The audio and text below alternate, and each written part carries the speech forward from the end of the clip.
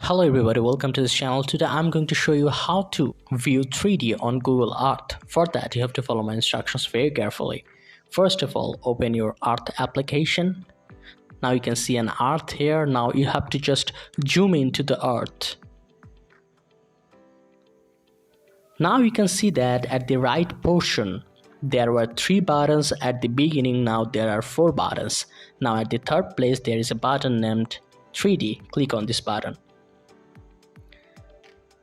So you can see that how easily the interface has been turned into 3D version.